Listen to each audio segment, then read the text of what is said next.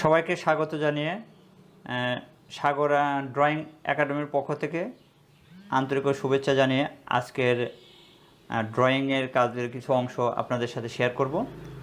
আজকে আমাদের বেসিক কিছু বিষয় নিয়ে আলোচনা করব, যে বেসিকগুলো জানলে ছবি অঙ্কনের গুরুত্বপূর্ণ বিষয় আছে বেসিক। সেই বেসিকগুলো জানলে ছবি, যত ধরনের ছবি আছে সব ধরনের ছবি আঁকানো যাবে। এই বিষয়টা গুরুত্বপূর্ণ। যেমন বাংলা ইংরেজি পড়তে গেলে যেমন অ আ ক খ এবিসিডি পড়তে হয়, ঠিক ড্রয়িং করতে গেলেও কিছু বেসিক কিছু জিনিস দরকার হয়। সেই বেসিক জিনিসগুলো কি, আজকে তোমাদের সাথে সেই বিষয়টা নিয়ে আলোচনা করব। বেসিকগুলো জানা থাকলে ছবি আঁকা সহজ হয় এবং ভয়টা দূর হয়ে যাবে, যে বেসিক জানা থাকলে যে ছবি আঁকার যে জড়তা আছে সেই জড়তাগুলো থাকবে না।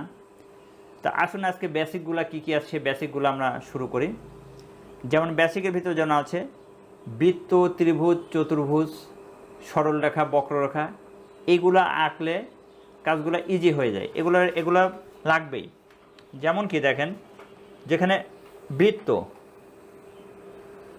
এই বৃত্ত দিয়ে এই বৃত্ত এটা ফ্রি হ্যান্ডে কাজ করা যাবে। আবার চাইলে বৃত্ত বিভিন্ন চাঁদা, কম্পাস বা বিভিন্নভাবে দিয়েও বৃত্ত করা যায়। তবে ফ্রি হ্যান্ডে কাজগুলো করলে হাতের জড়তা কাটে। এই হাতের যে জড়তাগুলো আছে, হাতগুলো ঘোরাইতে বা বিভিন্ন সময় করতে, এগুলো হচ্ছে ইজিলি হয়ে যায়। তো এইভাবে যত প্র্যাকটিস করা যাবে বৃত্তগুলা, ততই হাতে ব্যালেন্স ঠিক হবে। দেখা যাচ্ছে বৃত্তগুলো একবার এইভাবে বৃত্তগুলো আঁকলে, এইভাবে বৃত্তগুলো আঁকলে, আবার দেখা যাচ্ছে কি হাতগুলা আবার এইভাবে ঘোরাইলে, বৃত্ত দিয়ে দেখা যাচ্ছে যে শুধু ফল ফুল পৃথিবীর সমস্ত কিছুই বৃত্তর অংশ দিয়ে আঁকানো যায়।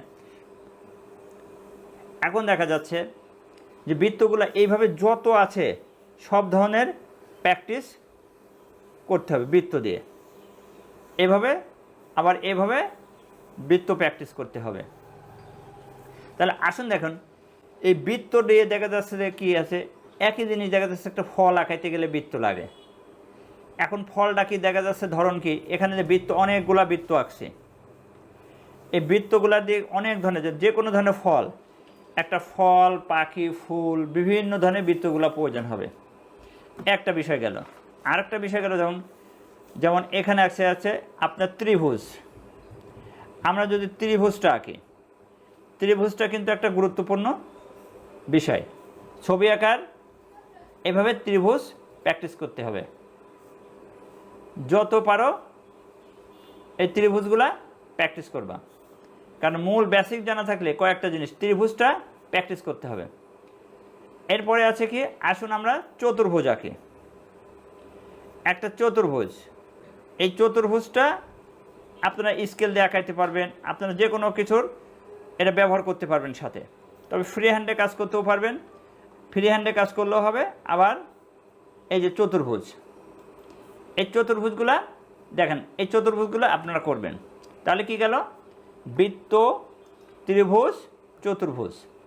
এখন আসুন দেখেন আপনার সরল রেখা, এই যে সরল রেখাগুলো আপনারা সুন্দরভাবে এগুলো প্র্যাকটিস করতে হবে। যত পারেন প্র্যাকটিস করবেন, কারণ একটা সময় যে হাতগুলো আপনার সরল রেখা হতে পারে, এইভাবে হতে পারে, এভাবে হতে পারে, সরল রেখা হতে পারে। আবার আপনি দেখেন এইভাবে দিচ্ছেন, এইভাবে দাগ দিচ্ছেন, এইভাবে দাগ দিচ্ছেন, ইচ্ছাকৃতভাবে এভাবে দাগ দিচ্ছেন, এইভাবে দেখা যাচ্ছে বিভিন্নভাবে আপনারা প্র্যাকটিস করবেন। এটা যে যত প্র্যাকটিস করা যাবে ততই হাতের জড়তা কাটবে। আমরা কি পেলাম, বৃত্ত। এটা কি পেলাম, বৃত্ত। এটা কি পেলাম, ত্রিভুজ। এটা কি পেলাম, চতুর্ভুজ। এটা কি পেলাম, সরল রেখা। এরপরে কি আছে, আমরা কি করতে পারি, সরল রেখা। এটা কি গেল, হচ্ছে বক্ররেখা। এটা বক্ররেখা।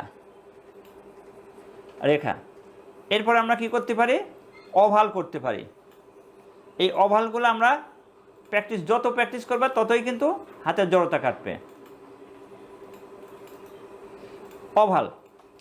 এখন দেখেন এখানে আছে আবার জায়গা যাচ্ছে আরও বিভিন্ন ধরনের রেখাগুলা এটা পাওয়া যাবে, ঠিক আছে। কিন্তু সেই ক্ষেত্রে বেসিক এই কয়েকটা জিনিস কিন্তু কমন জিনিস, সেটা লাগবেই। যে যত এগুলো প্র্যাকটিস করতে পারবে সে তত ভালো কাজ করতে পারে। এটা ছবি আঁকার মানে মূল মন্ত্রের ভিতরে বলতে গেলে একটা, এগুলো যা করা যাবে তা দিয়েই, এটা যত বেশি প্র্যাকটিস করবে তার তত ছবি আঁকার হাতের জড়তাটা মানে জড়তা কাটবে। এখন আসুন দেখেন যে আমরা পরবর্তী ধাপে, এটা প্রাথমিক যে বেসিক, এটা প্রথম ধাপ। পরবর্তীতে আমরা এই জিনিসগুলা দিয়ে আমরা কি হয় সেগুলা ধাপে ধাপে আপনাদের দেখাবো। সেই ক্ষেত্রে দেখা যাচ্ছে যে কীভাবে কি হচ্ছে, বৃত্ত দিয়ে কি হচ্ছে, বৃত্ত দিয়ে কত ধরনের জিনিসগুলা প্র্যাকটিস করা যায়, ত্রিভুজ দিয়ে কি হচ্ছে, চতুর্ভুজ দিয়ে কিভাবে কি হচ্ছে, সরল রেখা কোথায় কোথায় ব্যবহার করা হয়, এইগুলা ছবি আঁকার মানে এখান থেকে ধাপে ধাপে ধাপে ধাপে পার্ট বাই দেখানো হবে। পরবর্তীতে এটা দেখতে হলে, পরবর্তী পার্টে করতে হলে আপনার চ্যানেলটাকে সাবস্ক্রাইব করুন এবং এর সাথে পরবর্তী ভিডিওগুলো অটোমেটিকলি দেখতে পারবে। তো ধন্যবাদ সবাইকে পরবর্তী পার্ট দেখার জন্য।